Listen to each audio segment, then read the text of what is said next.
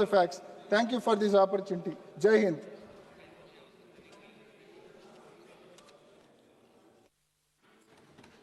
Honorable Chairperson, I rise to apprise this august House of the foreign policy dimension of our response to the Pahalgam terrorist attack, going into the preparations for Operation Sindoor and how foreign policy was handled during Operation Sindoor. As all the honorable members would appreciate, it was important to send a clear, strong, and resolute message after the Pahalgam attack. Our red lines had been crossed, and we had to make it very apparent that there would be serious consequences.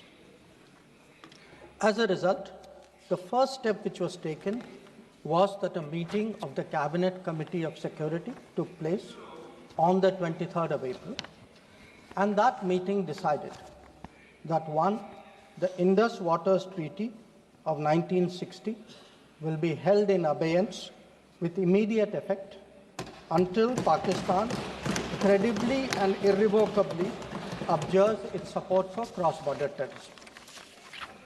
Two, the integrated checkpost Atari would be closed with immediate effect. Three, Pakistani nationals who are traveling under SAARC visa exemption scheme will no longer be allowed to do that. Four, the defense, naval and air advisors of the Pakistani High Commission would be declared persona non grata. And five, the overall strength of the High Commission would be brought down to 30 from the number of 55. It was very clear, Honorable Speaker, sir, that after this first set of steps approved by the Cabinet Committee on Security, that India's response to the Pahalgam attack will not stop there.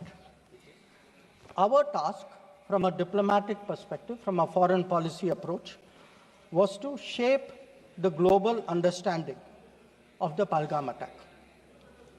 What we tried to do was to bring out to the international community Pakistan's long-standing use of cross-border terrorism. We highlighted the history of terrorism in Pakistan and how this particular attack was meant to target the economy of Jammu and Kashmir and to sow communal discord among the people of India. Our messages were two.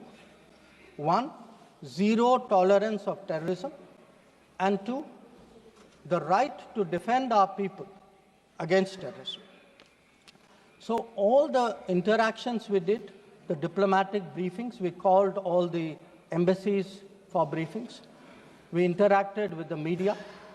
All of this was aimed at these two objectives: zero tolerance of terrorism and the right to defend ourselves, right to defend the people of India against cross-border terrorism.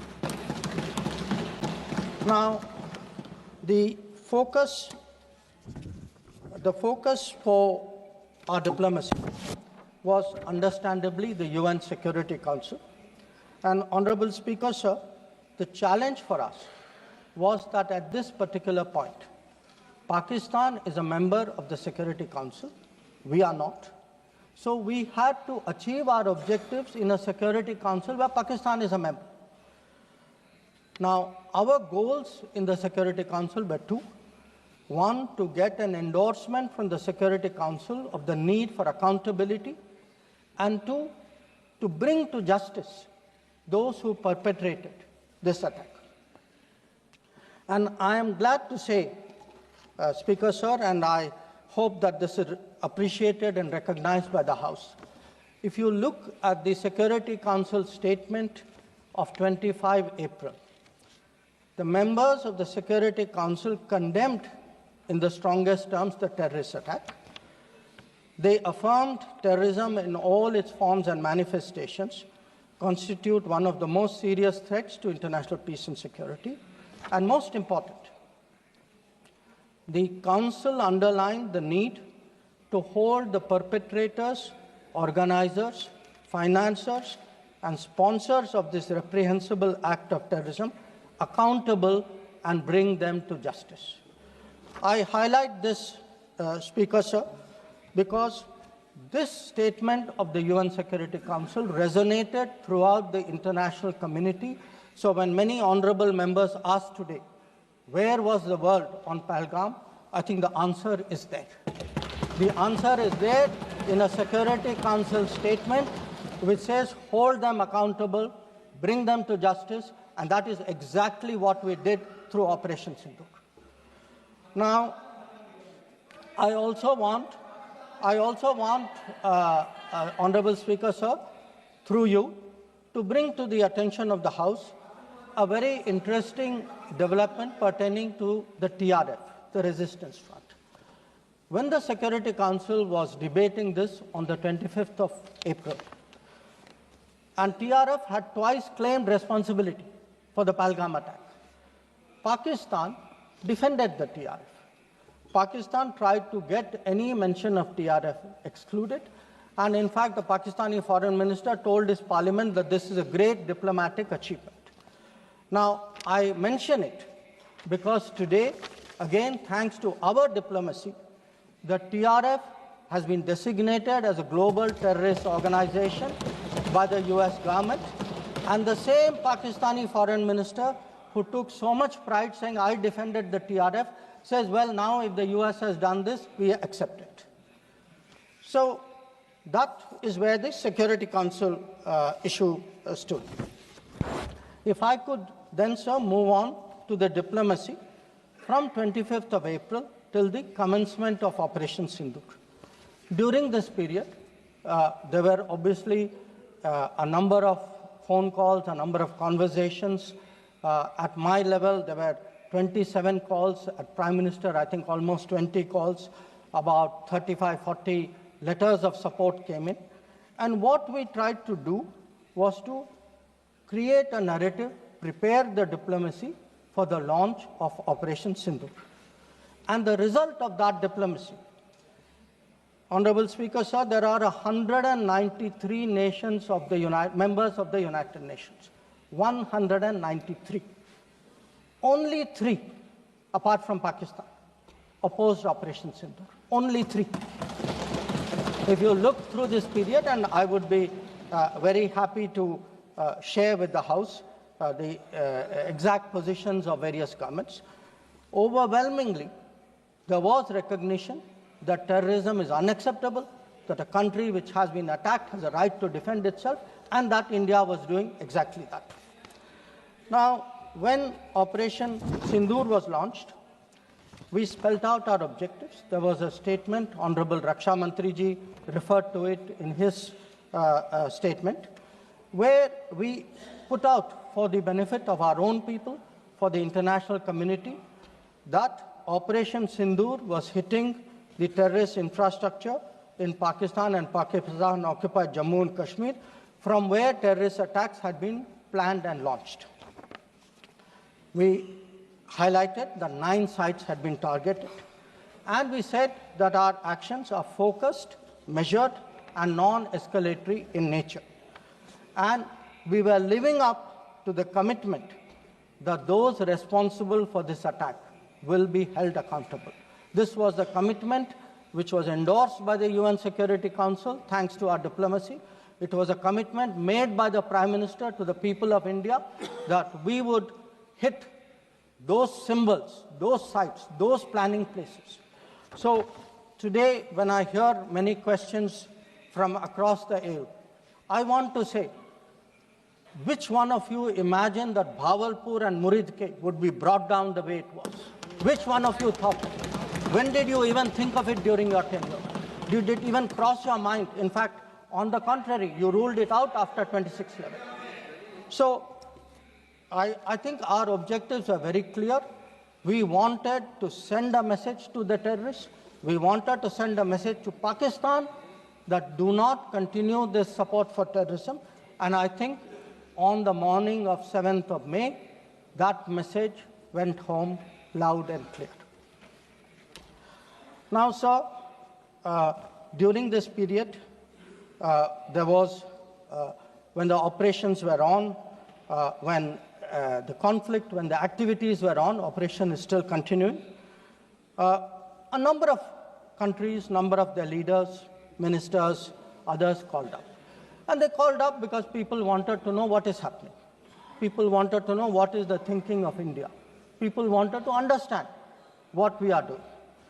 And I would like to share with the House, sir, through you, to everybody, we gave a common message. The common message was India is exercising its right to defend itself against terrorism. Number two, the targets which were hit on the 7th of May are known terrorist headquarters and infrastructure. Number three, there will be no mediation. Anything between us and Pakistan is bilateral. Number four, we will never bow down to nuclear blackmail. Number five, we are responding to Pakistani military attacks because after Operation Sindoor was launched, they had started targeting our military facilities. And we will continue to hit the Pakistani military. If the fighting is to stop, Pakistan must request it. And that request must come through the designated channel of DGMOs. This was a common message that we had given to many people who had called us during that period. Our position was very, very clear in how we were approaching the progress of Operation Sindoor. Now, sir, many members asked, some out of genuine curiosity, some perhaps less, what was the international support? How much international understanding was there of India's position? I would like to share with you a sample. So let me start with countries who are known to be partners of India, Quad. Quad gave a statement which says, the Quad unequivocally condemns all acts of terrorism and violent extremism in all its forms and manifestations, including cross-border terrorism. We condemn in strongest terms the terrorist attacks in Pahalgam on 22 April and call for perpetrators, organizers, and financiers of this reprehensible act to be brought to justice without any delay. Now, sir, this is the Quad. Now, let us look at a different grouping, BRICS. Now, BRICS has China as a member, Russia as a member, it has Iran as a member, Brazil, South Africa, Egypt. BRICS also condemned the April 22 attack. It reaffirmed its commitment to combating terrorism, again including cross-border terrorism. Now, I would like members of this House to understand, if India is attacked, if there is a terrorist attack on India, and a country says we condemn cross-border terrorism, I think it is obvious to everybody what that cross-border terrorism is. So, I then move on, sir, to the Central Asia. The Central Asian countries opposed providing safe haven using terrorist proxies for cross-border terrorism, for terror financing. Now, I can cite statements from the Indian Ocean Rim Association, from individual countries, range of them. President Putin, for example, has said, he wrote to our president and said this brutal crime has no justification whatsoever and its perpetrators will face a deserved punishment. The president of Paraguay has said that he expresses solidarity and recognized India's legitimate right to self-defense. So the main point, the common thread, sir, which I would like to bring out is that number one, a cross-border terrorism across the board has been recognized, all forms and manifestations, opposition to condemnation of Pahalgam terrorist attack, and the right of India to bring people to justice. Now, sir, in addition to that, I would particularly like to mention 2 or 3 other developments. One, the American designation of TRF. On the 17th of July, the Department of State designated TRF as a foreign terrorist organization and a specially designated global terrorist. Now, this comes in the wake of the extradition of Tahawur Rana, who was involved in the 26/11 attack. And when people ask today, how successful is your foreign policy? Where is your diplomacy? I want to say that Tahawur Rana, which many of you tried for so long to get, is finally here because of us. I want to say TRF was designated not because somebody out there made a remark. TRF was designated as a global terrorist organization because our diplomacy persuaded another country to do that. Now, our strong stance has resonated across the world. I was some time ago in Germany, and standing next to me, the German foreign minister said, India has every right to defend itself against terrorism, and Germany will support this fight against terrorism. Similar position has been taken by France. Similar position has been taken by the European Union. So, what I would like to highlight, sir, is that today, where Operation Sindoor is concerned, there has been, the world sees what it is about. The world realizes this is a fight against terrorism. It is felt that India has acted responsibly but firmly. Now, I would like, sir, to address one particular aspect because some members have brought it up. And this is regarding the US activity during this period. Sir, I'd like to inform the House that on the 9th of May, Vice President J.D. Vance called the Prime Minister, warning of a massive Pakistani attack in the next few hours. Prime Minister, in his response, made it very clear that if such an attack happens, it would meet with an appropriate response from our side. Now, sir, that attack took place and was foiled by our armed forces, and I think the House should collectively appreciate the performance of the armed forces in foiling what was a massive attack on the 9th and 10th of May. Now, our response, which the Prime Minister promised, was delivered, and it was delivered with devastating effect. I don't have to say anything. Every member has seen satellite pictures of Pakistani airfields. You can see from the state of those airfields, which shown by the pictures, what was our answer. Now, on the 10th of May, we received phone calls sharing the impression of other countries that Pakistan was ready to cease the fighting. Our position was, if Pakistan was ready, we needed to get this as a request from the Pakistani side through the DGMO channel.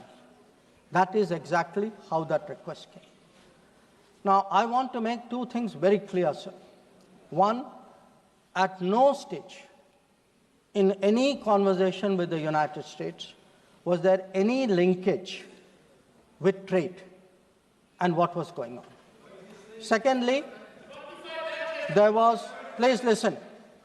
Secondly, there was no call between the Prime Minister and President Trump from the 22nd of April, when President Trump called up to convey his sympathy, and the 17th of June, when he called up Prime Minister in Canada to explain why he could not meet. So I would again, मैं इसको दोहराता हूँ, 22 अप्रैल से 17 जून तक। माननीय अध्यक्ष जी, मेरी एक बात की आपत्ति है, भारत देश का शपथ लिया हुआ विदेश मंत्री यहाँ स्टेटमेंट कर रहा है, उस पर भरोसा नहीं है, उनको किसी और देश पर भरोसा है। मैं समझ सकता हूं उनकी पार्टी में विदेश का महत्व क्या है, मगर इसका मतलब ये तो नहीं है पार्टी की सारी चीजें यहां सदन में आकर थोपे। भारत के विदेश मंत्री पर भरोसा नहीं करोगे? ओथ लिया हुआ व्यक्ति यहां पर बोल रहा है, ही इज रिस्पॉन्सिबल। माननीय अध्यक्ष जी, इसीलिए ये वहां बैठे हैं और 20 साल तक वहीं बैठने वाले हैं।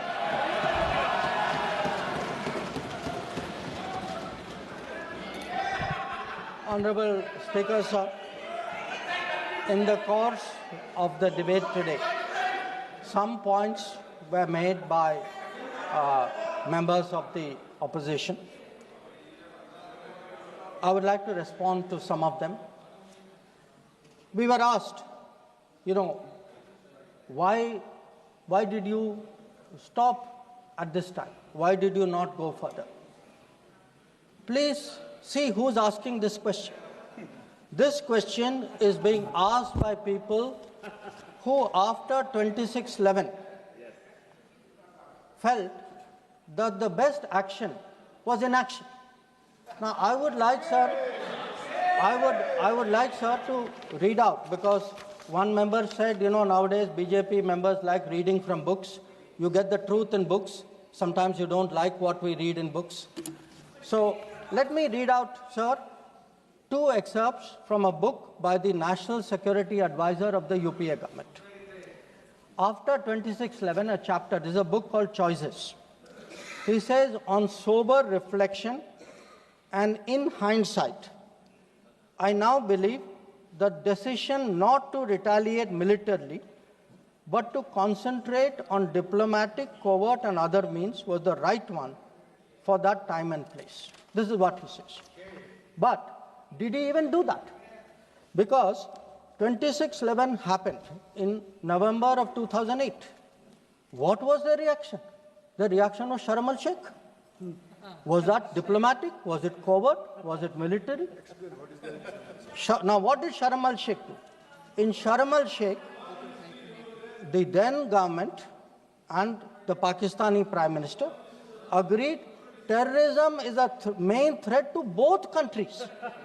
Now, today, sir, people are saying, America is hyphenating you, Russia is hyphenating you. That is what I heard Dipinder Hooda ji say.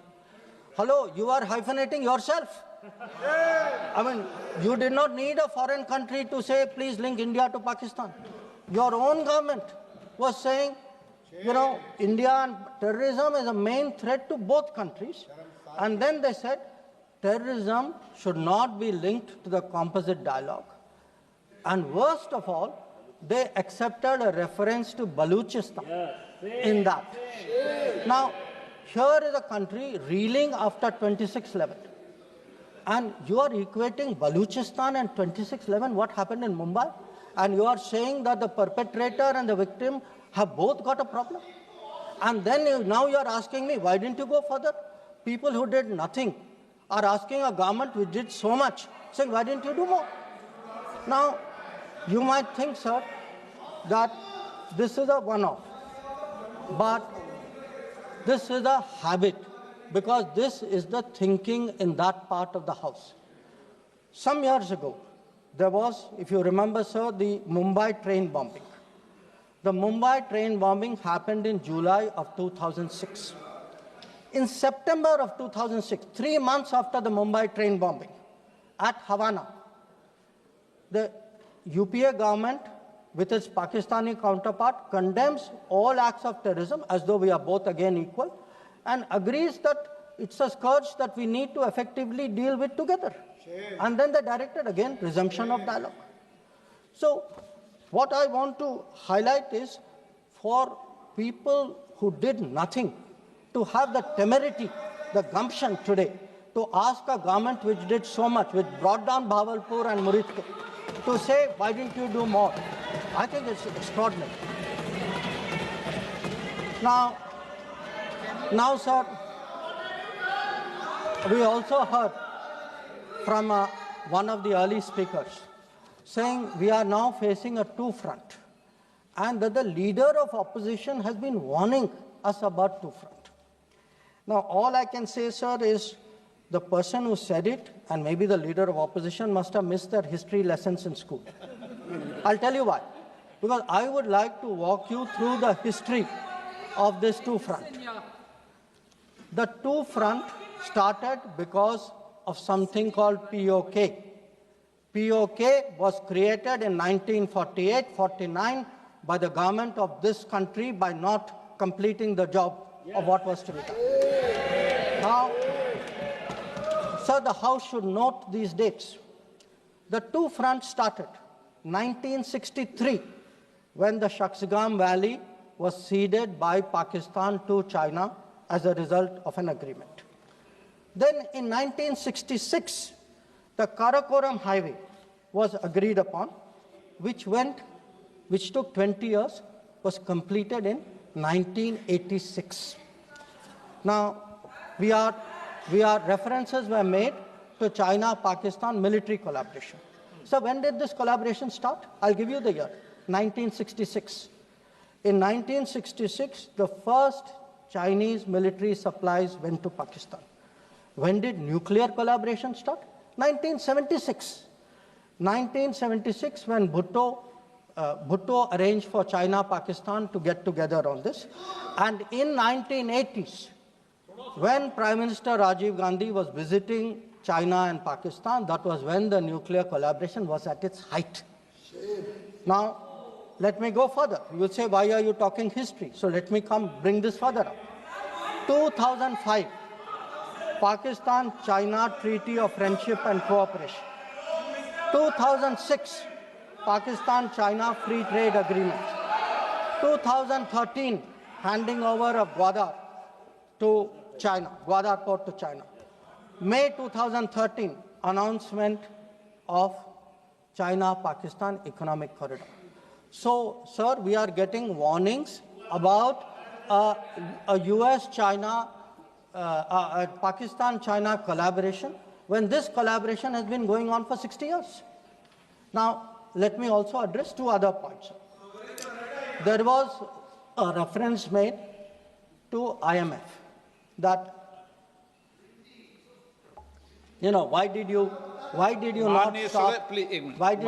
stop? आपने सवाल उठाया तो जवाब भी सुनना पड़ेगा. आपने उठाया ना, आपके उपनेता ने उठाया, आपने सुनो जवाब. अब जैसे सवाल करोगे वैसे जवाब सुनने पड़ेंगे. Sir, the IMF loan which was given was approved in September 2024. It was an extended fund facility of $7 billion. Now, sir, the House should know, Pakistan is a serial borrower from the IMF. I think 16 or 17 times they have taken IMF package. Now, very interesting comparison, sir. In 2008, Pakistan got a standby arrangement of $9.70 billion. In 2013, it got another one of $5.9 billion. So the very people who are concerned today at a $7 billion package should remember a $15 billion package went through for Pakistan during that tenure. Now, reference was made, sir, to FATF. I want to say the longest period that Pakistan has been under FATF grey list has been under the tenure of the Modi government. During the Modi government, from 2018 to 2022, 1,576 days, Pakistan was in the grey list. Yes, they were in the grey list earlier also. I am not denying that. It was for a shorter period. But I again want the House to appreciate that the FATF meeting in May 2025 has kept Pakistan in the enhanced follow-up category, recognizing that the compliance of Pakistan is only partial. Now, sir, so much for Pakistan. Some members also raised issues pertaining to China. So I would like to spend a few minutes on that. So I would first like the House to appreciate, because today we are getting these lectures saying China is a great danger, China, Pakistan are together, we are warning you. So what does the Congress party really think about China? Don't go by what they say. Let us see what they did. In 2005, China was designated as a strategic partner during Prime Minister Wen Jiabao's visit to India. Strategic partner. And there is a concept, very famous concept called Chindia, sir, a belief that China and India have common interest, and the main proponent of Chindia is the party spokesman of the people opposite. Now, some mention was made about visits, including my visit. Yes, I went to China. I went to China to make our position very clear about de-escalation, about trade restrictions, and about terrorism. I did not go to China for the Olympics. I did not go to China for secret agreements. I did not go. Sir,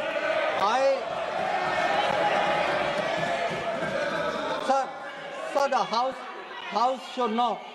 House should know that people were watching Olympics when China was issuing stapled visas for people from Arunachal Pradesh and Jammu and Kashmir. This is the reality of China. Now, let me really tell you, sir, how is the relationship with China. Some years ago, विदेश मंत्री जी को संरक्षण देना चाहिए। उनके speaker जब बोल रहे थे, हम पूरे धैर्य से सुने। मैं बताऊंगा कितनी असत्य बातें बोली गई कल, परंतु फिर भी असत्य को भी हम हलाहल समझकर पी गए। अब ये सत्य भी नहीं सुन पाते हैं। माननीय अध्यक्ष जी, मुझे लगता है आपको प्रोटेक्शन देना चाहिए। बैठे बैठे टोका टोकी करना सबको आता है, ऐसा नहीं हमें नहीं आता, मगर इतने गंभीर विषय पर चर्चा जब हो रही है तो सरकार के प्रमुख विभाग के मंत्री को बोलते हुए बैठे बैठे टोकना ये विपक्ष को शोभा देता है क्या? मान्यवर, आपने बिल्कुल उनको आग्रह से कहना चाहिए, वरना हम भी हमारे मेंबर को बाद में समझा नहीं पाएंगे।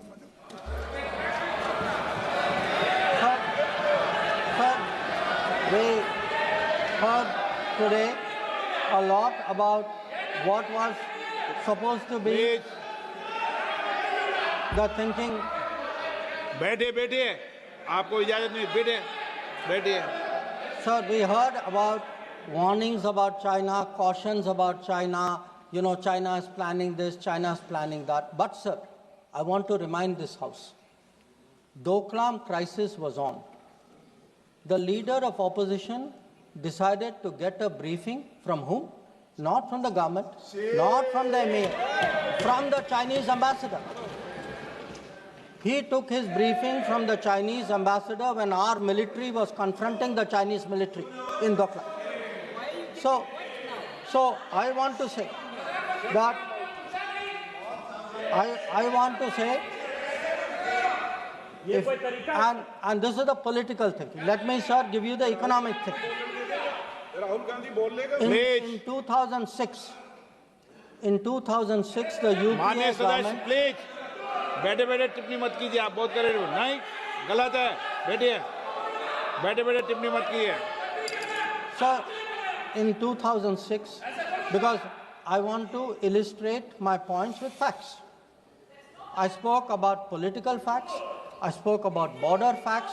Let me give you an economic fact. What is the economic thinking of the Congress party about China? In 2006, the Congress party agreed to do a regional trading arrangement with China. It was finalized during the visit of President Hu Jintao. A task force was appointed. The task force gave a positive recommendation. Through the efforts of various people, this did not happen. Let me give you the technology side. The very people today who are cautioning us on China are the people who allowed 3G and 4G to come from China. It is this government which made sure there was a made in India 5G. And finally, sir, we keep speaking about the border. The border, if today, whether it is the border with Pakistan, whether it is the border with China or any other border, if our military is today able to stand its ground, the kind of massive deployment that we saw on the China border after 2020, it is because our border infrastructure budget has gone up 4 times. Our tunneling, our road building, our bridging has doubled or tripled. And this is a far cry from the period when the thinking was, let's not develop the border because then the Chinese cannot come there. We had 60 years of neglect of the border. Today, in the last 10 years, that neglect has been reversed. There is still a lot of work to be done. So I think people need to understand. And it's not just in India, sir. We have just come back from Maldives. When I hear comments about foreign policy, yesterday, day before yesterday, the Prime Minister was the guest of honor at the Independence Day of Maldives. This is the country which during their time forced an Indian company to leave an airport. That country today has invited India to build 2 new airports. Look at Sri Lanka.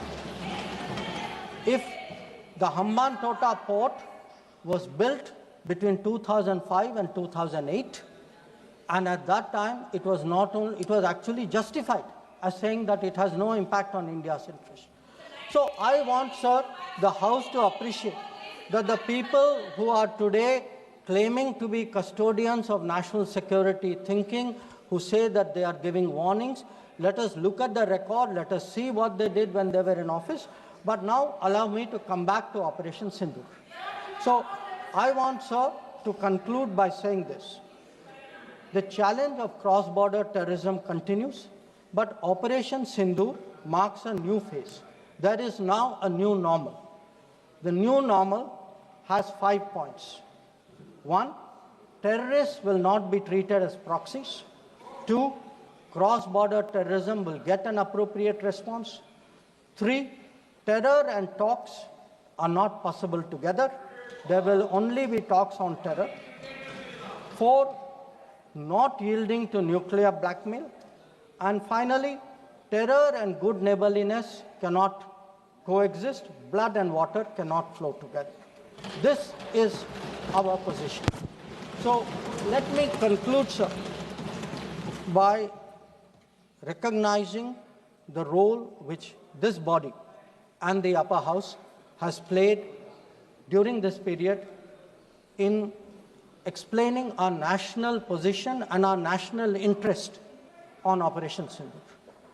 We had, sir, 7 parliamentary delegations which went to 33 countries. Some comments were made about those delegations. I have to tell the honorable member, Arvind Sawantji, I'm sorry, you are completely misinformed. Those delegations were received with great honor. In many cases, the foreign minister of the country met them. Please look at the tweets of people sitting next to you. That itself will tell you. And इनके बगल वालों से पूछ ले जानकारी. Sir, these 7 delegations, the delegation led by Ravi Shankar Prasad ji, by Shashi Tharoor ji, by Baijan Panda ji, by Sanjay Kumar Jha ji, by Kanimori ji, by Supriya Sule ji, and by Shrikant Eknath Shinde ji. Sir, these 7 delegations did the nation proud. They across the board, and every member, members of opposition, members of the government, public-spirited citizens, retired diplomats, they were able to explain to the whole world our posture of zero tolerance against terrorism. So I would like, sir, to end my remarks with the hope that on an issue as important as this struggle against terrorism, we can only succeed in ensuring zero tolerance against terrorism if we have a united voice in this country against terrorism. There must not be any division of opinion on this matter. The way the parliamentary delegations behaved abroad, I hope the same solidarity will permeate the proceedings of the House. I thank you.